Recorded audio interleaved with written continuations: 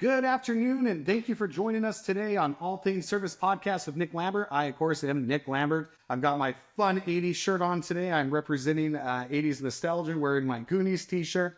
Goonies Never Say Die. Actually, I have a book coming out that's going to be the exact same title, Never Say Die, which, of course, is a spin on the Goonies. Anyways, thank you for joining us today. If this is your first time, please hit the subscribe button. We'd love to be able to share our journey of business with you. So today, got a really fun guest. I've known for over 15 years. I met him in a networking group and really looking forward to being able to visit with him and be able to have him share some of the insights of what his company does, how they serve others, what they do to give back in the community in which they serve, which this guy is impressive with the amount of stuff that they do.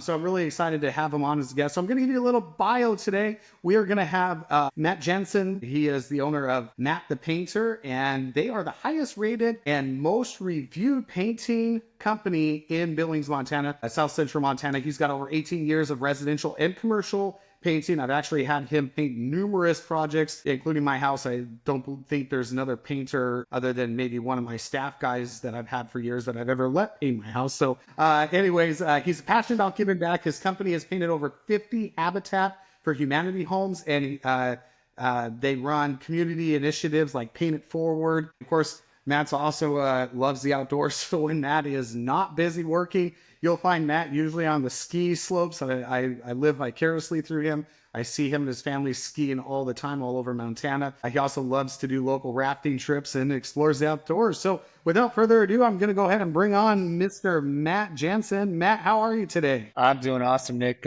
Great to be here. Thanks for having me on. I'm looking forward to chatting with you as always. Yeah, absolutely. Thanks for joining us. It's been a while since we've caught up. I've actually known Matt for, like I said in the introduction, for about 15 years. Met Matt in a business networking group called BNI. At the time, I believe you were just getting started, or you just recently started Matt the Painter.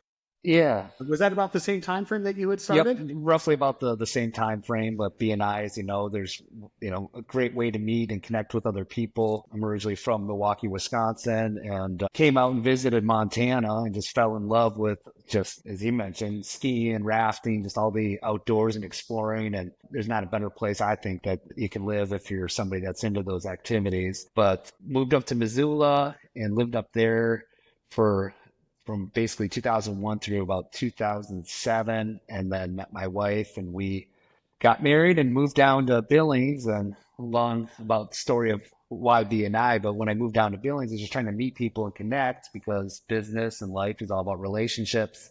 Jumped in a BNI group to expand my business and grow it, and obviously we met with a lot of other great people, and it's a great way to cut your teeth and meet some people and expand your network. Absolutely. So Milwaukee, Wisconsin is where you're born. Yeah. I'm probably going to hate myself for asking this. Are you a Packers fan? Oh, huge Packers fan. You know that. Well, I am a former Cowboys fan. I don't claim which is funny because I was a diehard Cowboys fan, dreamed about the day that I'd be able to live in a city like Dallas where I could go to all the Cowboy games, have access to buying season tickets. And now that I'm down here, I don't like him anymore. And I can't stand Jerry Jones. So I think when you live down here, you realize a lot of the locals don't like the Cowboys. So yeah, so I'm no longer a Cowboys fan, but I do not like the Packers. So you will not convert to them. So, but that's quite a move, going from Wisconsin to Missoula and then Missoula to Billings. Correct. Yeah, you're going from kind of flat land with some rivers to some mountain terrains. Had you ever skied prior to moving up to Montana? No, I kind of moved out to Montana, to Missoula. I came out and visited during college, and was a raft guy for a summer, living out of a tent, and just had a blast. And that was just southwest of Billings and Absaroka. And knew I had to move out here. And after college, went back home, went to Minneapolis, worked in for Target Corporation for about a year. And then, hey, I got to get back out to Montana. And where's the places that people go when they move from either California or the Midwest? They look at places like Bozeman, Missoula, Kalispell, and I kind of picked Missoula and landed there. Didn't know a soul. And wow. yeah, and then was working in insurance industry, what else, pharmaceuticals, and then just had a friend that I knew from the rafting days. I was down here. We stayed in touch and kind of reconnected over the years and explored a business opportunity that drew me down to Billings with him. And that was we did it for about a winter or two. And what it consisted of is ski swaps, if you're familiar with those, where they'll have a sale in the fall where you can go buy new or used gear, primarily used gear or closeouts. And so we go buy closeouts and go to these ski swaps throughout Montana and set up all the gear in the fall and kind of sell them. So we did that. And then I needed something to do kind of during the summer. I grew up painting, worked for my father, and went to college because I was, of course, never gonna do this. So I'm not going to be a painter. I'm going to be, corporate America or have my own business, and always kind of armchair quarterbacked his decisions. We've never had an employee like that, right, Nick? But I, kind of the stopgap was like, all right, I'm just going to do this for the summer until kind of find something else, and I get pointed in the right direction. And one summer, all of a sudden, it's been 18 years later. But wow. yeah, but I love it, right? When you get to make your own decisions, and it's all up to you, the successes and the failures, and it's been great. So no complaints. Well, when you do something you love, then it truly is a reward to get up every single morning and do it. So I want to touch for a minute. You mentioned that you went to college. Yeah. I assume you got a degree? Correct. Yep. So I got college. What did you major in? So I went to Western Wisconsin, University of Wisconsin at Eau Claire. So It's almost close to, it's just across the border, basically from the Minneapolis-St. Paul area. And I got my degree in management with a focus on entrepreneurship. So, taking that degree. Your degree for entrepreneurship. So yeah. Yep. Yeah. So, I mean, in some instances, people might look at me and like, oh man, your dad was a painter. You kind of grew up in the trade and you have the entrepreneurship. You think you've got the pedigree and the background to do this and to be successful, and no surprises there. But in reality, all that stuff, I mean, it helped. I can't say that it didn't. But the best thing is an education I've gotten is just being out there and doing it, talking to other contractors, reading books. I mean, that's where that street education is just way more valuable, and stuff that I can implement than anything that I learned in college. And, obviously working for my dad, I kind of learned a little bit of the trades, but I wasn't focused because I'm not going to do this. I'm going to do this. I'm not going to do this. So I'm just here to kind of. Well, when you're younger too, you're not really focusing on that stuff as much either. You're like, hey, sure, this is an opportunity, but it doesn't mean I'm actually going to do it. I have the chance to do it if I want to, but your mind's going through something else. I mean, I know when I was young, I had jobs. I wasn't thinking of those jobs as a career path or somewhere I was going to be in 5 years. So that's very interesting. So walk me through a little bit. How does your dad feel about you being a painter? And does he still run a company, or has he since retired? Yep. No, he's retired. And, I think it just kind of bonds us together a little bit tighter, just because we can talk the lingo, talk the trade, what's going on. And you would always feel connected back to seeing what I'm doing. And I'm fortunate and blessed to have grown up in a time where, the internet evolved, because there's so much information that is shared and everything's at your fingertips. And we're just connected as a world a lot tighter, and being able to dive into that where they were disconnected. You just probably had your local groups, and maybe you'd be involved in some associations, but there wasn't that constant. There wasn't the internet. There wasn't websites to go to. There wasn't coaches and people that were sharing freely with information that was just kind of held privately, and people didn't want to share. I mean, would I have taken that same path and had the same success if I'd been, running my business and going through its birth in the same time frame that he has? It'd be difficult to say. I don't know if I would. Yeah. Well, it's a different time frame. I mean, look, when I started my business, we were still using phone books as the primary way to advertise, biggest ad, trying to get, the place in the front, in the yellow pages. And obviously it's pretty much obsolete now. I can't imagine. I don't think I've placed an ad in a phone book in probably a decade. And so, coming in and watching that whole evolvement of, the old tradesmen were very, I don't want to say cold shouldered, but if you wanted to learn the craft, start as an apprentice, I'll teach you, but sharing secrets and stuff like that. It was more blue collar, where I'm not going to really help you do that after I get done from work. I'm done. I don't want to deal with helping others. And there's definitely been a shift in leadership, shift in people who want to do stuff like that and pass off to the younger generation, or maybe not even younger generation, just other people who want to get involved in the trades, because there is a lack of people getting involved in the trades these days. And some of that is being attributed to the fact that older blue collar trades people, they didn't really want to be, it was more of a secret. It was more, I want to call it secret, but it was more of almost like a secret society. You had to be in to get in and to learn the secrets, because they didn't want to train you to be the next competitor of them. Yep. No, definitely. There's definitely that mindset from there. And it's still probably around a little bit today too as well. But yeah, as far as people getting into the trades, I mean, I saw some statistics, and I always point these out to the young guys that are painters that are coming up, and young in air quotes being kind of in those below 30. And the statistics like in the painting industry is like, I think it's like maybe 15% at the most are under the age of 30. And then the people that are, 50 and above, it's like, and again, I'm trying to go off the top of my head here, is probably 50 to 60%. So you're going to have, as that demographic starts to retire and slow down, I mean, you're going to have the market.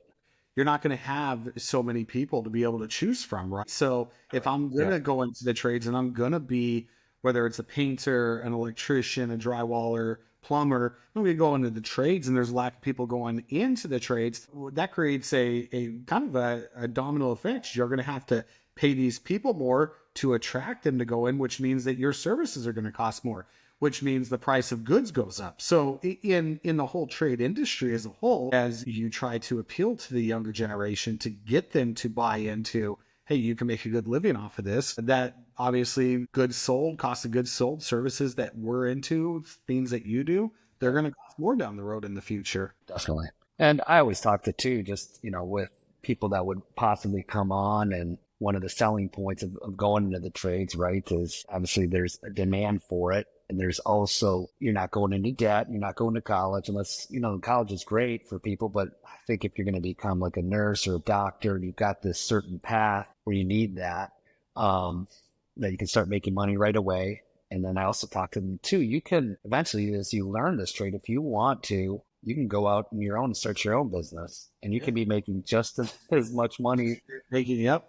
And depending upon the level that you want to take it to, the sky's the limit. And then I also tell them, listen, you learn a trade, you can go anywhere in the country. You want to go to Hawaii and you're sick of Montana, or you want to go down to Texas and cheer on the Cowboys, you're going to find work like that. And it's just the opportunities are just crazy. Yeah. Well, and I think that for years, the consensus was, if you are wanting to make something of your life, you go to college. You go to college and get that degree. You go to college, and that's how you make something of yourself, and that's how you are successful. And more times than not, I have so many friends who have degrees that they went and paid tens of thousands of dollars for, some even more. And they don't even use the degrees, because things changed and they don't like the environment that degree is for anymore, or they just realize that it's not what they wanted to do the rest of their lives. This whole herding of kids getting through high school, and then, okay, you need to know what you're going to do, and you need to go right into being in college and getting your generals done so you can get that degree in 4 or 5 years and start making money. Well, the problem is a lot of times you go get those degrees and you're coming out and you're not making any money. You're making, I don't want to say minimum wage, but call it $18 an hour, and you have loans to pay for student debt or for school debt. So I have told my kids this numerous times. I don't care if you go to college or not. I just want you to have a plan that you're going to do something. You're not going to sit around in my basement and play video games all day and think you're going to become the next YouTuber. You want to do that, that's fine, but you need to focus on something else primarily, and that can be your backup plan. But we know people, man, in our own family who have started to learn a trade, and they're already a few years in making amazing money, and 2 to 3 more years when they turn out, they're going to be making $75,000 a year, $60,000 a year, whatever it is, starting out, no school debt, 22, 23 years old. I don't know about you, but I Yeah. wasn't making that kind of money when I was No, 22 years old. no, For me, I think the trades are there's such an appealing part to doing it because you can go anywhere with a trade. You can, you want to live in Montana for 20 years and then decide you're going to move to Florida or Alaska or wherever. There's always going to be somebody looking for your services. And as people continue to retire, that's just going to become more and more. no, for sure.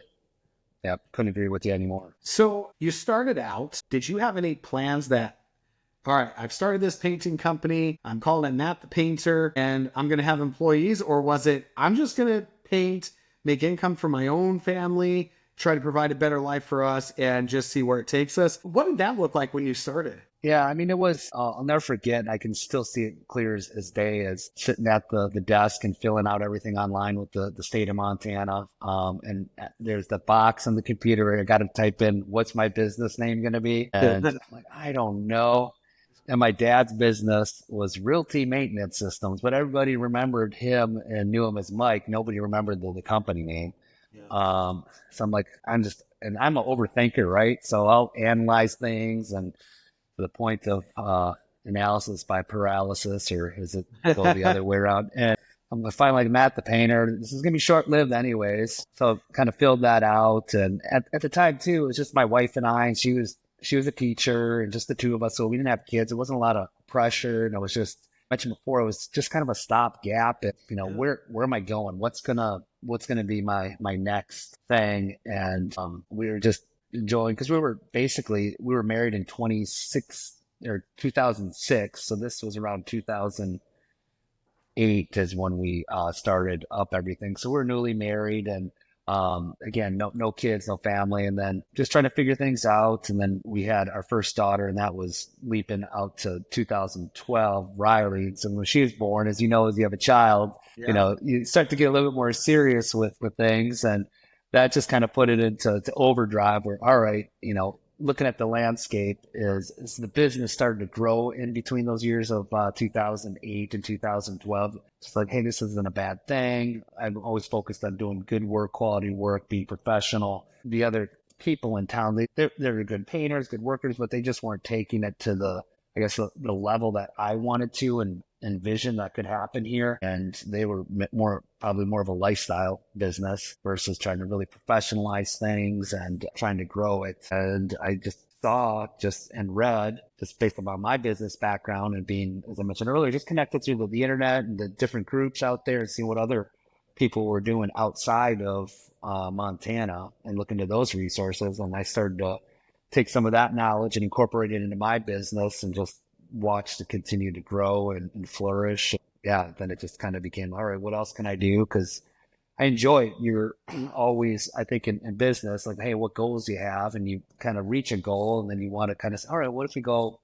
what's around the next corner? And I want to see what's over there. And is it worth it? And you get there, and what's around the next corner? Sure. There's always a little bit more, and you're always kind of pushing and to go to that next level, and watching, conquering the challenges that come with it. Yeah.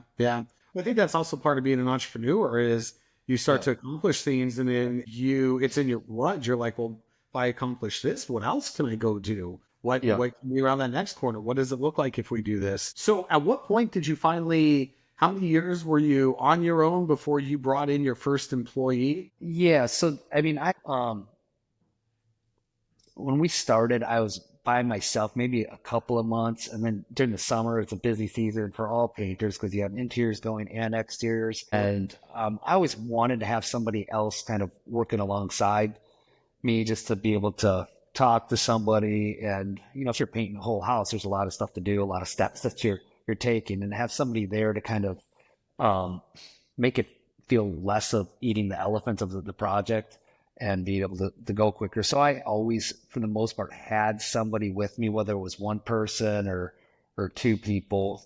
And that was basically from 2008 till, 2013, 14, in that type of time frame, where I'd have two to three people with me. And then as the business grew, and then the kind of the coaching world was starting to come online in that 2014, 2016, and found a business coach that I worked with, and that helped me quite a bit. And he was specific for the painting industry. So I learned a lot there, as well as from what I was learning online, and just kind of having that accountability and somebody to kind of, sometimes when you're in the picture frame, you don't see the whole picture, right? So having somebody that could pull me out and say, hey, look at this, try this, and just hold me accountable and just challenge me. So that was instrumental, seeing what other people are doing and just having that counsel from, the coaches and just kind of a community was just instrumental. Yeah. And if somebody who's starting out in the painting industry, would you tell them that hiring a coach, somebody that's been there before, is a must that you would recommend? Yeah, I think we all need coaches, and I'd say, hey, first of all, because it's going to be money, it's going to be tight as you're starting out with any business. So get involved in some of these communities and find some mentors that will be able to give you some help and guidance as you're learning the business side as well as the trade, because you're going down two paths at once. As finances allow and you reach certain levels, then you're going to probably want to have a coach. And and you may not have a coach, you might outgrow a coach or just need help with a different phase in your business, whether it's a sales coach or just a general overall business coach, or maybe it's a mindset coach. Just having somebody there constantly to help you and challenge you. And sometimes I found too with coaches, I'm looking, over the course of a year for just a couple of nuggets. Yeah. Yeah. I'm always listening to podcasts as you are, just inundating myself with knowledge. It's just kind of, I love it, right? It's just always continue to grow and see what else is out there. And I'm just looking for right now, just a couple of nuggets a year that I can put into the business and implement to make it grow. But at first, when it's also new to you, everything feels like a nugget, right? Yeah. But everybody becomes an idea that you think you can do. You're like, this is great. I'm going to put that in my business, and that's great. I can put that in my business. And before you know it, you're like, I don't want to change the whole landscape of my business. But yeah, so you really, it's like you said, you got to really kind of focus on what you're going to look for. See if you can find 2 or 3 nuggets instead of just trying to find something that's going to come in, because what you're doing is working, and it's working incredibly well. The last thing you want to do is come in and tear everything down and restart it. Oh, exactly. And it's easy to get distracted by the shiny objects, especially as an entrepreneur. We all want, we see a new idea, we want to implement it, and then you have to kind of, all right, pump the brakes, and you go home excited. You tell your wife and like, wait, you should just be focused on what you were telling me last night about this other idea. Like, well, thanks, I think my wife gets bored with the business stuff. I start talking about it, and she's like, it's like, oh, wow. Okay. You're really thinking about doing that. And so a lot of times now I don't even tell her what's going on. And then she's like, well, wait a minute. Why are you doing this? I'm like, well, because so-and-so or such and such. She's like, well, you didn't tell me about this. I'm like, I didn't tell you about that, because it gets to the point where it's like, I mean, as entrepreneurs, our light bulbs are always going off. It's like, bing, bing, bing. We got all these different ideas. And so if I told my wife about every single idea I had, I probably wouldn't be married anymore. Exactly. She already thinks I'm crazy enough. She doesn't need anything else to solidify it. Yeah. Well, I'm glad I'm not the only one. So you make me feel better, Nick. Thank you. So your company right now, you guys service the Billings, South Central Montana area. Have you ever traveled anywhere to do big projects? I know you frequent Big Sky a lot as a skier and outdoors enthusiast. Have you ever had opportunities to go work on some of the huge projects up there or anywhere else in the state of Montana? In the past, we've kind of turned down those opportunities. So we don't really travel. We just pretty much hone in on Billings. But I mean, it's something that intrigues me, is dipping our toes into possibility of another market. But it's also like, man, do I have enough energy and where my kids are at their age to go put that into the force? And there's still things within the business here that we need to hone in on and get implemented, and then to go into that secondary market, which, it's so tempting to do, and it's something I go back and forth with internally and am right now, just saying, is it worth it? Do we have the people? Are things running smooth enough here? Yeah. or would it put too much stress on the business? Could we possibly just baby step over there and for example, into the Bozeman market? Yes, we could. Could we just do it in a way where we're just going over there and doing, a few exteriors? And so I don't know. It's something that is going through my head quite a bit. And keeping the guys busy because over there, Billings is more of a linear Yeah. market that's on a slow, not a rapid type of growth. And over there, it seems to be just like the hockey stick that just with that growth that just doesn't stop over there. So I don't know. It's a good thing that I'm trying to figure out. I don't have an answer right now, but it'll be interesting how this all. We'll see what comes about in the coming years. Yeah. I've had those same conversations. We're so big in Billings. We service this area. Do we look at maybe going over to Bozeman? Do we look at going to Wyoming? Do we look at going into other markets? And the same thing that crosses your mind crosses my mind. It's like, well, I want to be there for my family. I've already built a business that runs very significantly without me. So why do I want to step back in and put more on my plate and take all that trust and everything just to go and have another location? The funds that it takes, the time commitment, it's a lot, especially when you have a family at home. And you have two girls. Yep. Are So Riley will be 13 here in April, and then Addie just turned 10 in February.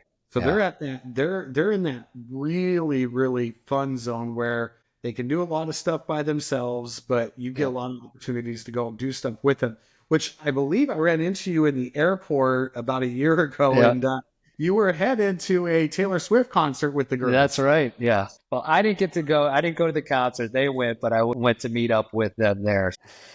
That is so awesome. Yeah, my wife took our girls, and I'm like, you go have fun, knock yourself out. Yeah. But have the opportunity to do that type of stuff, right? Yeah. I see you all the time doing stuff with your family, doing stuff with your kids, making memories with them. And I just think that that's awesome. When I go onto Facebook and I see a picture or a video of you skiing down the mountain or you're up on the ski lift with your family, I'm just like, that's what it's all about right there. Being able to do stuff and raise them, around the family atmosphere. I love it. No, 100%. Because I always try to think of, all right, if I were to fast forward, because they're, at that age where they're going to be just like your kids off to college, and then it's gone. So you have really such a short window right now. And if you start going down that path of, for example, like, hey, I'm going to go try to open up Bozeman, it's still going to be a lot of me, and that's going to take away time. Of that window, it's going to compress it even faster. And then if I fast forward, to 6-8 years from now, and you go down that path, and I look back, I just feel like I'd be regretting it, the decision that I made quite a bit, unless, some magical unicorn employee comes in that has the skill set to go over there. So maybe that'll happen, and where it's, hey, that's you never know. So we're going to shift gears a little bit. You do a lot of skiing. Where do you love to spend your days on the mountain? Is there a certain mountain that appeals to you more than the other mountains? I know you're really close to Red Lodge Mountain, but I know that's kind of a small little gym there. Yeah. But if Matt's out skiing, where does Matt like to go? Yeah, so we're at Big Sky. We just love it over there. It's just so much terrain. The high speed quads, great snow, and that's where we're at. We buy season passes and splurge on that, but it's just great. I just love it because we've talked about the whole family can go. And then, my wife is a twin, so her twin sister, and they have cousins that are all the same age. So we get to our girls, and they're close with their girls, and we go out and ski together, and then we'll break up, and they'll get sick of us or bored, and they'll go off and do their thing, and then we'll all kind of reconnect. And it's just about creating those memories and those experiences, and it's so much fun because I feel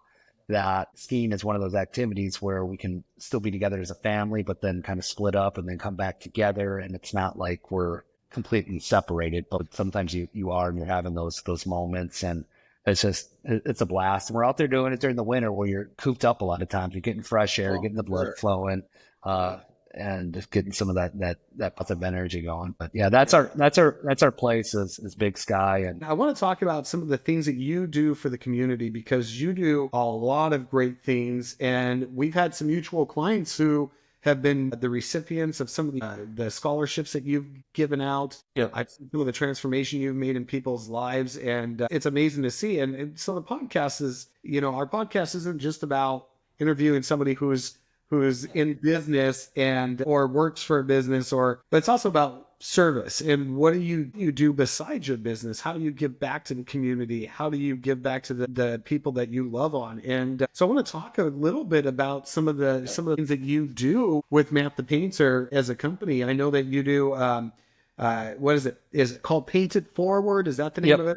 Paint It Forward? So Paint It Forward. So we do that, and what that entails is we kind of seek nominations from the community, trying to serve somebody that is in need of painting services, but otherwise couldn't afford it. So it could be somebody that's just gone through a hardship. Maybe they just are battling cancer, got over that, or somebody that's just been giving and giving constantly, whether it was maybe they're raising their grandkids because something happened with the parents. And these are just kind of some of the things that are popping in my head of past recipients of the Pay It Forward, or maybe it's somebody that's served in the military and trying to honor them.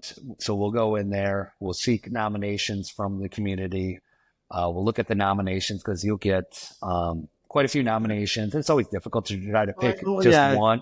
Because you got to make sure that it's legit too, and not somebody who's 100%. Somebody looking for, Matt's going to give me a free paint job on my house. Yeah. I'm all down. We've had those. Story. Yeah, we've had those two come. Yeah, my daughter's got a rental and needs a paint, and I'm like, that's not what this is. Not what this is about. Meant. Yeah. So we've been doing that. We got that going. Probably around 2016, 2017, if my memory serves me. And it's been great because you get to meet and connect with, the individual and their story. And just, as you know, the secret to living is giving, right? It's just awesome to be able to give back, and just the feeling that you get. And it just it builds camaraderie too with the team, and just helps, hey, there's more to this than just our paychecks that we're doing. And just to see that we're just not all about, the business side, right? And the mighty dollar. Yes, you need to focus on that, because if you're not profitable, then you can't give to your team and to your community. But that has been awesome. We also do, which is probably about the same time frame, maybe a couple of years after, started the Young Entrepreneurship Scholarship, which we call YES. And that's basically like a mini Shark Tank. So again, we'll have kids from about the age of 8 through 20. What they'll do is just kind of present a business idea to us, whether it's, hey, we see a lot of lawn cares, companies that they want to start up, and or somebody with their version of a lemonade stand, and people that are doing crafts, people that are doing henna tattoos, all sorts of fun stuff. And they'll come and present to us almost like in a Shark Tank type of setting, and they'll have their presentation, how much money they're kind of seeking. And it's so much fun trying to interview these kids and seeing them present in person. And we're not as harsh as the Shark Tank judges by any means. And we're not investing into the companies themselves. You're looking for 50% of their company, Yeah. We're not trying to make anybody cry, but so it's such a blast. I get such a kick out of it, and seeing these kids and seeing that there's young hustlers out there, future entrepreneurs out there that are doing amazing. And we've stayed in touch too with a few of them, and one in particular, our first winner, Noah, and just is an incredible young man. And this guy's going places, and you meet these people like, all right, I know I'm going to be working for you at some point, so I want to, this is good too. And you get to kind of be a mentor in some ways. It's just, it's so much fun, and just being able to interact with these people and just see where their ideas go, and just the different levels that they're at. But we've really enjoyed giving back through that. And then we do I've been involved with Habitat for Humanity in some version since, I lived up in Missoula, and then we moved down here. We got involved. Habitat builds anywhere from 3 to 4 homes a year. So we'll go in and just paint the and the buildings area? Yep. Yeah. So we'll go in and paint those for them. And it's a situation where it's a lot of volunteer base with the builds. And when we go in, it's basically prepped out for us and they have their own crews go in and mask it. So we just have to go in there and it's everything kind of one color, one shade throughout. So it makes it fairly easy that way, but it's, one of our ways of staying connected with the community and again, kind of giving back. But we've done quite a few homes over the years and it's been fun. And we do some silent paying it forwards too. I mean, I'm sure as you do too, there's things that come across and tug on your heart and you just want to help people. And it just, it's good to kind of show the team, because you have, what's big to me. And I always thought it was kind of the woo woo is like core values. You hear people kind of talk about them. And I was kind of the same way, like this is just, people would always preach, you got to sit down and do core values and have that and implement it into your business. And I did that better part of, probably 8 years ago, give or take. And it has been instrumental. It's something that you can always go back to and tie to, we can always, hey, if we're not in alignment or that person's not in alignment with the core values, then it's time to go and you're not a good fit. And too, the team, like, hey, you're getting a little out of alignment with, attitude is on there. And if I'm kind of getting a little grumpy or saucy, then they can call me out on it too. So, but yeah, it's just having those values, which kind of encompasses, the giving back and being just, at a different level versus because the trades sometimes get looked at in a light perspective that it's just kind of, hey, you go over here, do this, you go to do that, and real rough. And that's probably the way it was back in the day. But there's also, we got to kind of, there's a higher purpose and be able to connect and to a degree kind of be there and support and love on each other when the times are needed. So.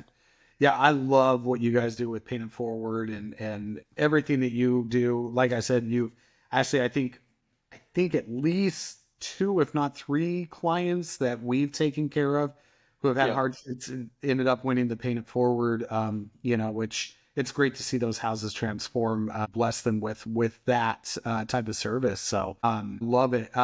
Gonna ask you, Restaurant Impossible, is that, is there a story there that you might want to share? Yeah, no. So we got, with Robert, Irvine, right? Yeah. And this was, probably, is that 3 years ago? No, it was after COVID. Because COVID was going on and just on the tail end of things, 2020, 2021. And they came to town to, help with Don Luis, the Mexican restaurant. Yeah. And somehow somebody referred me for the painter, and one of the producers or contractors called up, does the rebuilds. I'm like, hey, we got this, we're going to do a show here and Billings. So we jumped at that opportunity. And it was pretty cool because when we were there, biggest scope of the project, because this was the first show that they had done outside of COVID. So usually they have a ton of volunteers from the public that'll come and take everything out of the restaurant and do all this stuff. But the staff had to do all of that just because they could only have a limited amount of people and we all had to be kind of masked up. And they couldn't do as much of the remodeling in terms of saws and hammers, tearing down walls and building stuff out just because of the time crunch and just with how many people that they could have on site. So the biggest part of the scope became painting. And we went in there and just blew it out of the water. We were just hustling, pure sweat. My hat, I've got a picture somewhere. My hat was just soaking wet. They were like, wow, you guys have got so much done. Hey, can you do some more? Can you do some more? And they kept doing that to us, which was fun. I eventually got a video testimonial from Robert, which was awesome. I don't know if you've seen that. We've got that on social media. But and Robert did something that was pretty cool. It didn't make it to the show, but we just really, like I said, we stepped up our game and we were there to impress, and we did come through. And there was a longer shot segment, and Robert was interacting with, I think it was the owner, and just talking through things. And then I think maybe with the designer was there too. And there's, again, this long shot that they were doing. And he purposely said it, but unfortunately didn't make it to the show. He's like, hey, the painters on this one really stepped up and, really saved our ass. Were his exact words. And then he came up to me, he goes, I purposely did that. I said, I never do that, but I did that for you guys because, Wow. I'm super impressed with, how hard you guys worked, and you're a big part of the show with as much painting that was on here. He goes, I don't know if it'll make it to the show, but I hope it will. And I strategically did that for you. So I was like, hey, thanks. I mean, that just meant the world to us. And That's so amazing. yeah, so it was pretty cool, and a pat on our back, and we had a Did he cook for you? Did you get to have any of his food? no, we didn't yeah, we didn't get to try any of the food or any of I that. remember I remember watching the episode. I remember that it was like you said, post COVID, and Yeah. I can't even imagine all the restrictions that were going on during that time Yeah. to do that. So Yeah, no, but I mean, they, fed us, and it was good, but it was stressful too, because it was just everybody's go, we're trying to get so much stuff done. And probably the worst thing is now our clients think we can just transform a space like that just in a day, just like they do on HGTV. So you're like, no, it's going to take a lot more yeah, than that. Yeah. exactly. It's Yeah. only for Robert. If he ever calls you back, you're there. You'll Yeah. take that. Yeah. That's so awesome. You got to be a part of that, and be able to be featured like that. And Robert Irvine, of all people, calls you Yeah. out and says, that's something to hang your hat on. And I know a lot of our listeners who may not know you personally, may not know your business personally. I can tell you right now, there are very, very few companies that could have pulled that off, not only in the city of Billings, but in the entire state of Montana, to the level of professionalism that you guys do, and just the craftsmanship, because you guys do take pride in your work, and it does show. And that's something not every painter, or any tradesman, or even anybody in the service industry always has, is pride in what they do. And I think that's one of the big things that separates you guys out from competition and a lot of the other people that try to get into this industry. So Yeah, and that's been one of the things too, just from the get-go, that I mean, there's so many people that want to, compete just on price, and when you're doing that, it's just a downward spiral, because then it's the type of customers you're going to be serving, the type of work you're going to have to do to beat any sort of making any sort of profit. And so if you're going to charge more, you have to be more, you have to have a better quality, better service, better people to be in alignment with that. So yeah, it's not about being the cheapest, but it's also not about being the most expensive. It's about giving the highest level of service for the value that you're charging. And nobody does it better than you guys. And honestly, can say that because I've had you paint probably every house I've lived in Billings. yeah. Well, I appreciate that.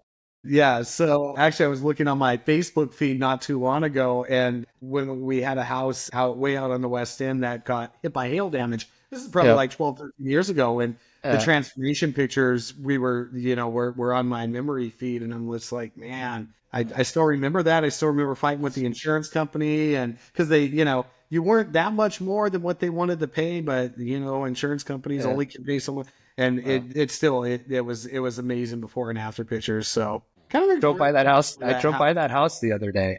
Did so you? I was thinking of you. I'm like, I should go knock on the door. It's time for another paint job. Yeah. Well, I mean, it's been 15 years, 12 years, something. Really appreciate all your time that you've given us today, Matt. Just a couple other questions. I wanted to ask you, if you could go back 10 years ago and give yourself advice. 10 years ago, Matt, the painter, advice. What advice would you give yourself if you could go back 10 years? It's a good That's a tough question. Yeah, that is a tough one. That can really make me think. I would just say to kind of continue to go down the path that you're going on. I think sometimes too, slowing down a little bit to a degree, just letting stuff, being able to process, enjoy just enjoy the process. Because a lot of times that'd be the biggest thing, is just enjoy it, because you're going to look back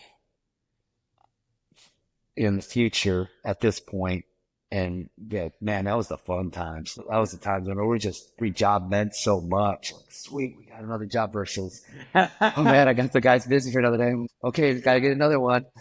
So I Exactly. would really say my thing always just enjoy what you think is hard and so stressful at this point, because as the business grows and evolves, you're going to look back at something working in the field and the relationships and the stories and the conversations with clients and customers and coworkers. And Workers. that's where you have so many great stories and memories. That's what you're experiencing right now. So Yeah. that would be it. And That's definitely good. be it is enjoy it. Yeah, because I think a lot of people, when we're trying to climb that mountain, especially as entrepreneurs, we're so focused at trying to get to the top.